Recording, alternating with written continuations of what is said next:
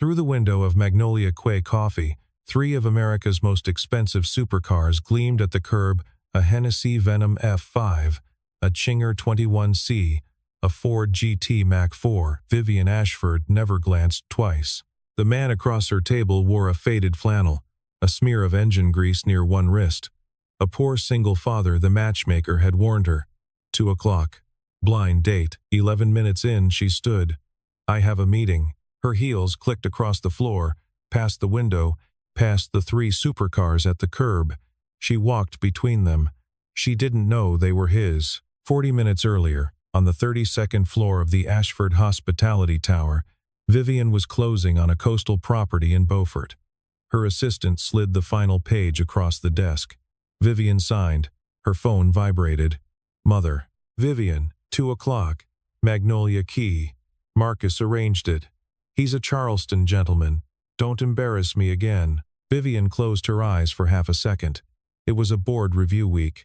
She could not afford another fight with the family. She told her assistant to push the 4 o'clock call. Across town, in a converted brick warehouse on the outskirts of Charleston, Nathaniel Calloway was kneeling beside a Hennessy Venom F5 with its bonnet open. He had been there since 5 in the morning. The customer was a Japanese collector who had waited 2 years for the calibration to be finished by hand. Nate moved a torque wrench a quarter turn and rechecked the dial. Lily sat on a tall stool beside him, swinging her legs, drawing with colored pencils. 3 cars and a son. She held it up. Nate nodded once and went back to the dial. His shop manager appeared at the bay door. "You have that thing at 2, boss." Nate exhaled. 3 years since Emily. 3 years since he had agreed to anything that involved a tablecloth. He had said yes, only because Emily's college friend had asked, and her family knew the matchmaker, and the matchmaker knew a man named Marcus Whitmore. None of that felt like reason enough.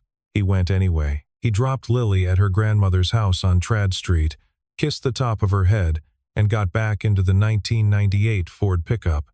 He did not go home.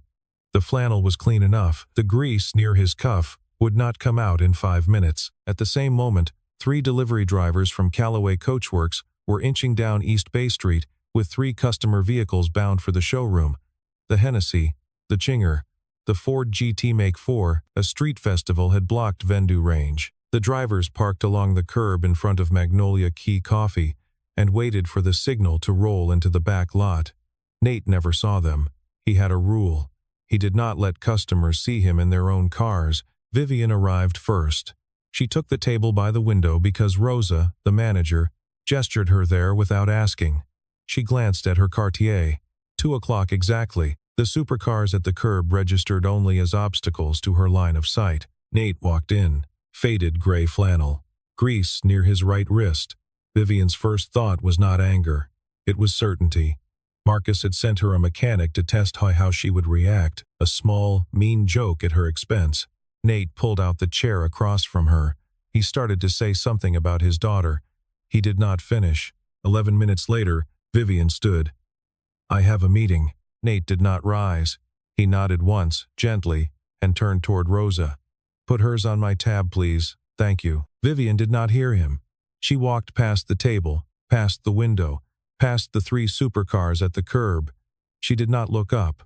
She slid into the back of the Range Rover and told the driver to go. The next morning, Vivian sat across from her mother and Marcus in the corner booth of the Sycamore Club. She kept the report brief. The meeting had not been a good fit. Marcus gave a thin smile and reached for his coffee. "I warned you. There aren't many decent men left in Charleston." Her mother sighed. Vivian let it pass. At noon, she went back to Magnolia Quay Coffee for a working lunch with 2 clients from Singapore. Rosa recognized her at the door and walked her to the same window table she had left less than 24 hours earlier. Vivian did not register the choice until the menus were set down. The Singapore meeting ran 60 minutes and ended in a handshake. As the clients left, Vivian caught Rosa's eye and gestured her closer. She asked quietly about the man in the gray flannel from the day before. She framed it as small talk. Rosa paused for half a second. Then she answered in a voice she had clearly measured beforehand. "Mr. Calloway has been a regular here for 12 years, Miss Ashford. He has a standing table. This one." Vivian set her cup down. "Calloway. I'm not at liberty to say more, ma'am." Rosa inclined her head. She did not look away. She did not apologize. Vivian paid the bill.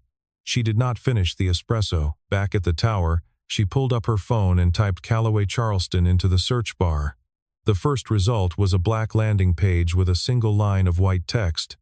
Callaway Coachworks by invitation only. No phone, no address, no images. The second result was a Forbes profile from 2017, referring to an unnamed atelier near Charleston that restores and refines the most exclusive American hypercars in private hands.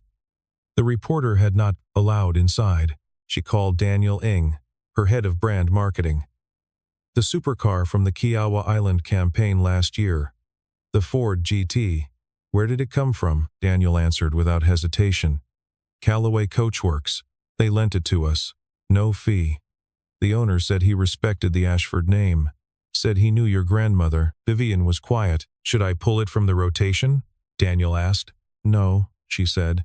Send me every image we have of it. The folder opened on her screen. 12 frames.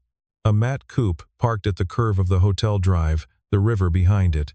Vivian zoomed in on the rear quarter. She had walked past that car the day before. She had walked between two others just like it. She set the phone face down on the desk. 12 years of regular table. A car in her own flagship campaign. A line of customers a Forbes reporter was not allowed to photograph. She was not angry. The feeling at the base of her spine was colder than anger. It was the recognition of having stepped on something fragile without knowing it. In the warehouse outside the city, Lily was perched on the workbench, eating a half sandwich. How was coffee yesterday, Daddy? Nate wiped his hands on the shop rag.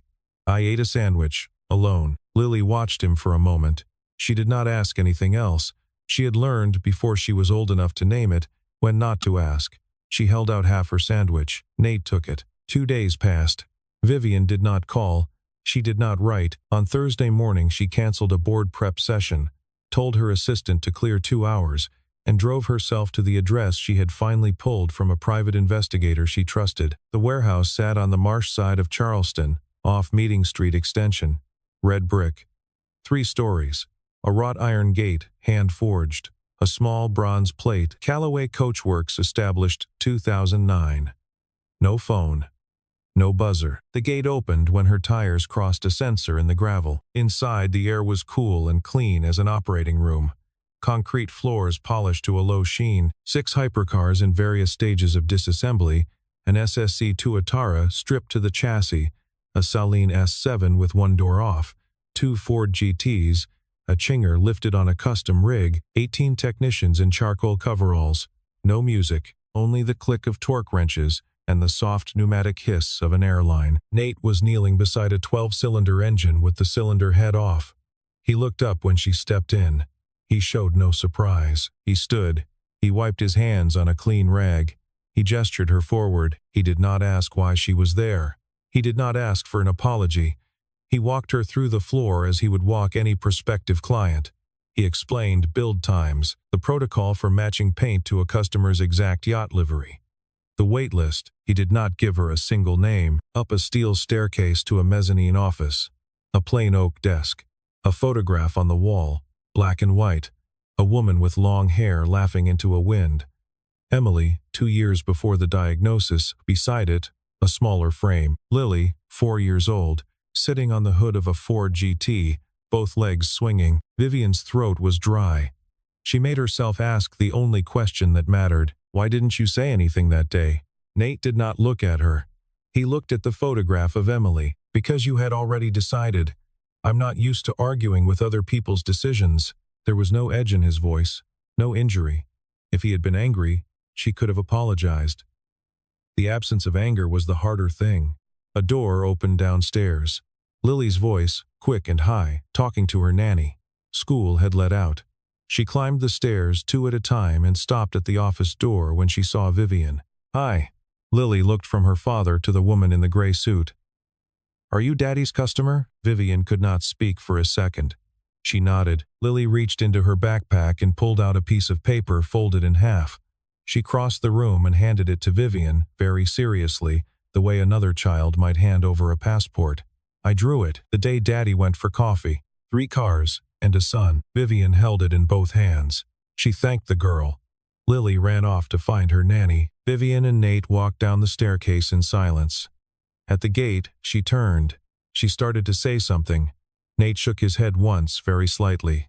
"You don't owe me that, Miss Ashford." She drove herself home. She laid the drawing on the passenger seat. She did not fold it. She did not put it in her bag. At a red light, she looked at it for a long time before the light changed. By the end of that week, Marcus had heard. His assistant mentioned it offhand. The CEO drove out to a private workshop on Meeting Street Extension, spent 2 hours, did not say where she was going. Marcus set down his pen. The color drained from his face for reasons that had nothing to do with romance. 3 years ago, one of his shell companies, Whitmore Hospitality Solutions, LLC, had attempted to commission a restoration at Callaway Coachworks.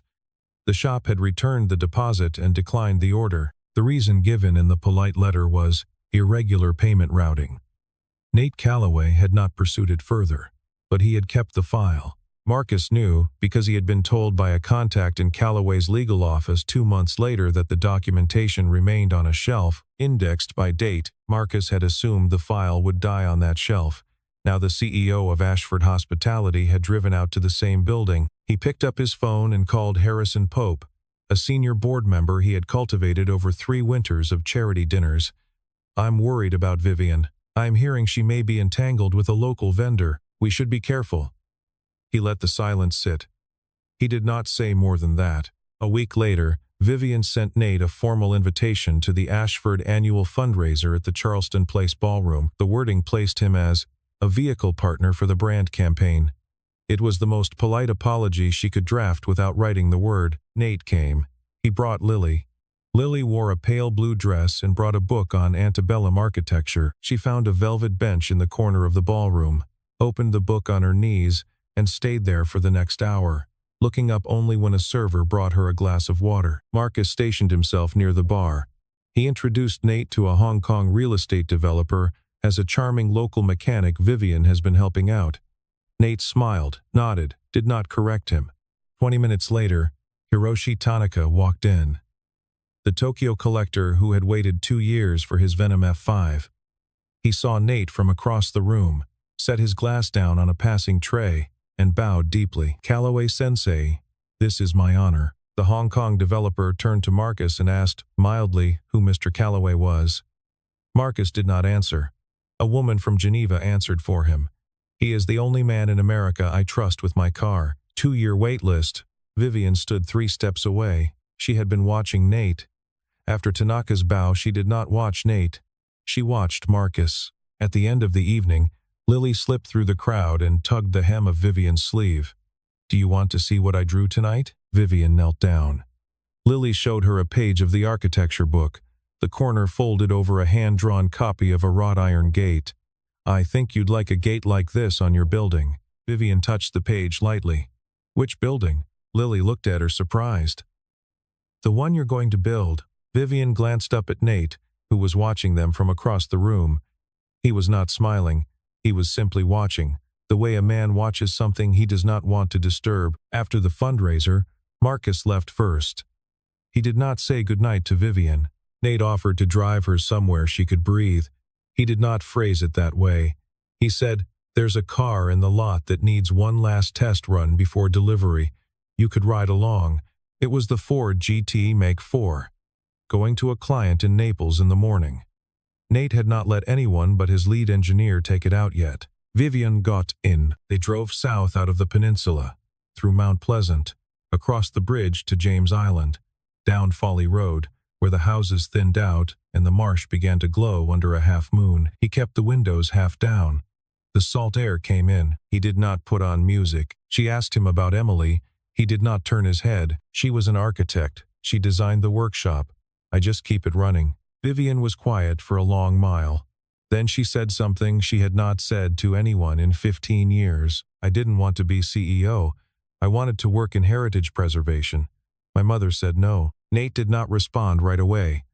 When he did, it was only, "There's still time." They reached the end of Folly Beach.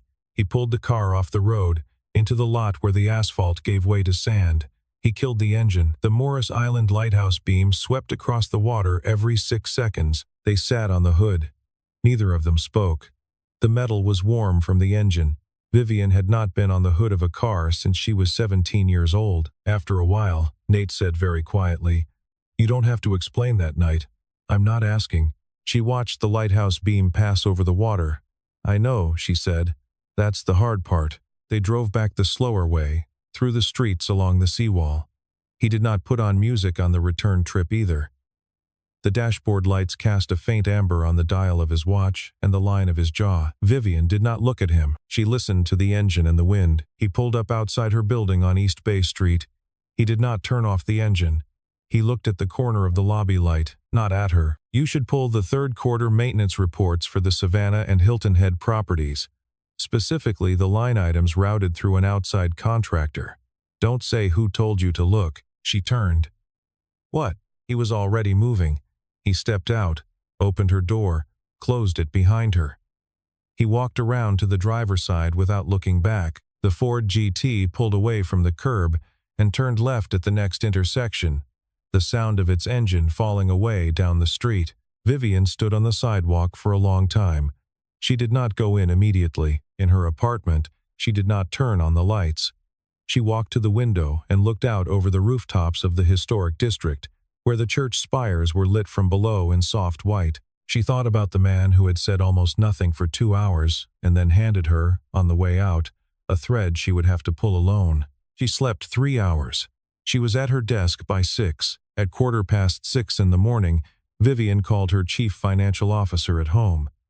She wanted the maintenance ledgers for Savannah, Hilton Head, and Tybee Island on her desk by 9. 3 years deep, line by line. By 10, she had a pattern. Not enough to indict. Enough to look closer. A few minutes after 10, her front desk called up. "A Miss Rosa Delgado is here from Magnolia Quay Coffee. She doesn't have an appointment." Vivian asked the desk to send her up. Rosa stepped into the office in a gray jacket and clean black slacks. She did not sit. She placed a manila envelope, sealed with wax, on the corner of the desk. "I shouldn't be here, but my husband has been dead 2 years. I have nothing left to be afraid of." Vivian opened the envelope. Inside, a single sheet. A photocopy of an invoice from 3 years earlier. A request to Callaway Coachworks for the purchase of a used Ford GT under the routing instructions of One Whitmore Hospitality Solutions, LLC. The signature line was Marcus Whitmore's. Vivian's hand went still on the desk. Rosa spoke in a low, careful voice. "My husband Mateo worked in Mr. Callaway's legal office before he died. He kept this. Mr. Callaway never used it. He said business was not a reason to break a family. But I thought you should have it. You don't deserve to be lied to." Vivian looked up. "Why now?" Rosa held her eyes. "Because you stood up too fast that day. Mr. Callaway deserved better than that. And so do you." Vivian thanked her, formally, the way her grandmother had thanked the housekeepers when she was a child. Rosa nodded once and left. The receptionist later said she walked out as quietly as she had come in. By noon, Vivian had laid the invoice next to the maintenance ledger. The shell company name matched. The exact corporate address matched. The bank routing matched. She called her personal attorney, a woman she had known since law school.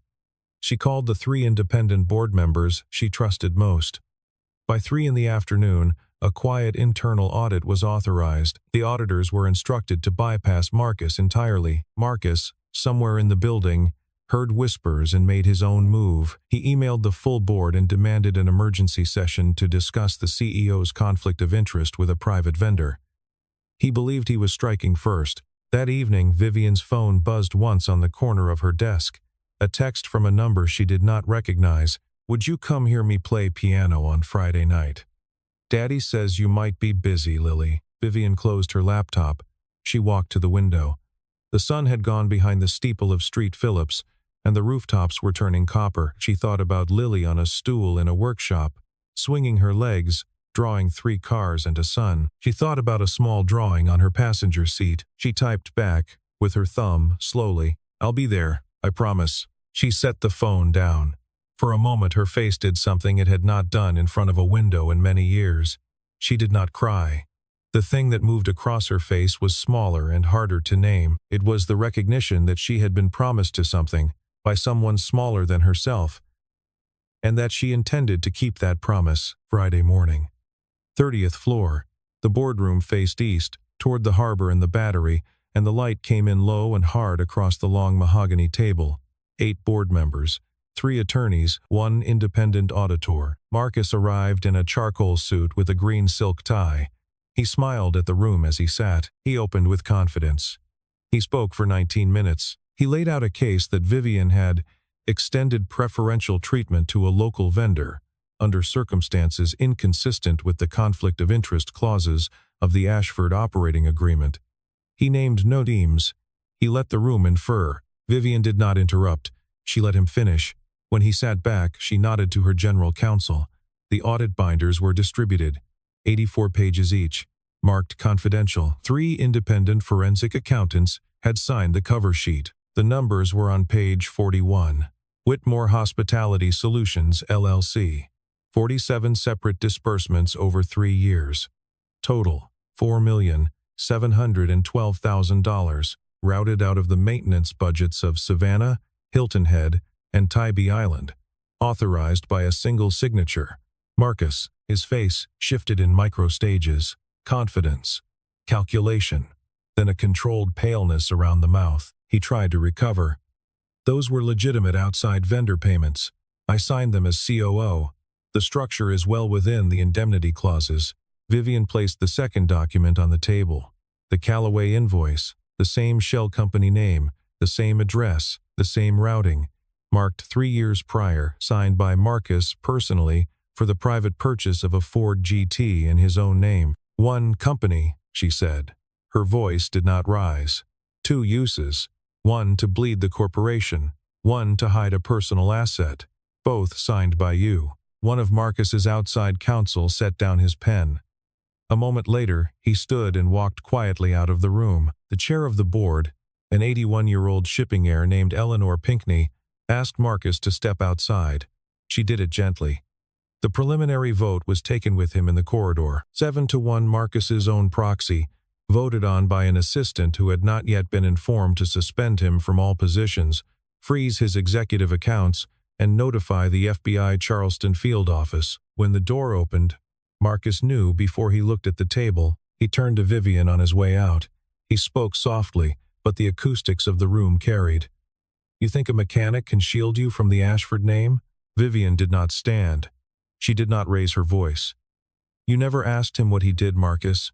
That was your problem, not mine. He left. At the workshop, 10 miles away, Nate was kneeling beside the same engine he had been calibrating that morning. His phone sat face up on the bench beside the tool tray. Screen turned to the empty home screen. He glanced at it once every 20 minutes. He did not call her. He did not text her. He had told her where to look. The rest was hers.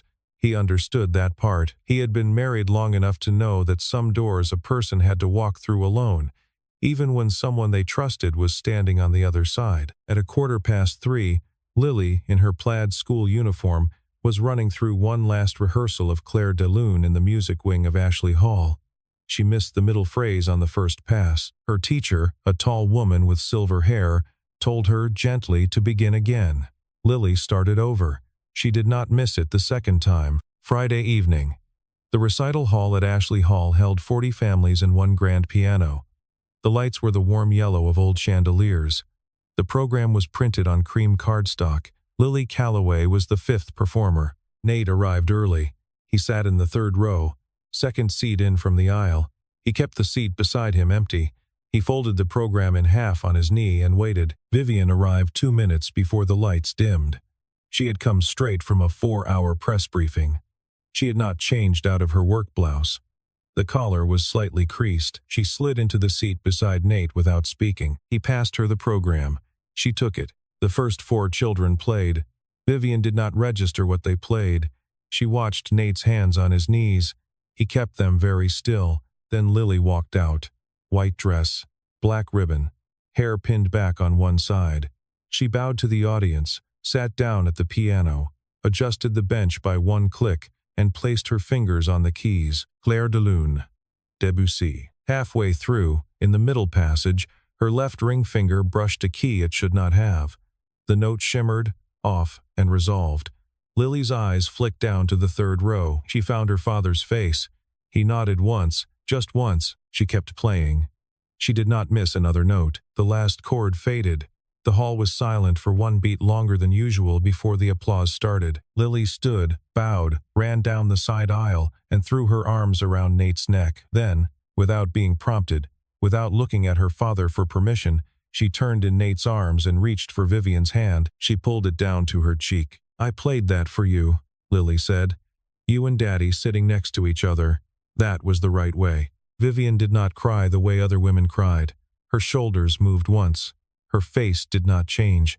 A single line of moisture moved down her cheek and disappeared into the collar of her blouse. Nate did not look at her. He simply reached into the inside pocket of his jacket and pulled out a folded linen handkerchief, freshly pressed, and laid it across her knee. She took it. She did not raise it to her face. In the parking lot, under the yellow lamps, Vivian saw Nate's 1998 Ford pickup parked next to her Range Rover. The two vehicles looked stranded next to each other.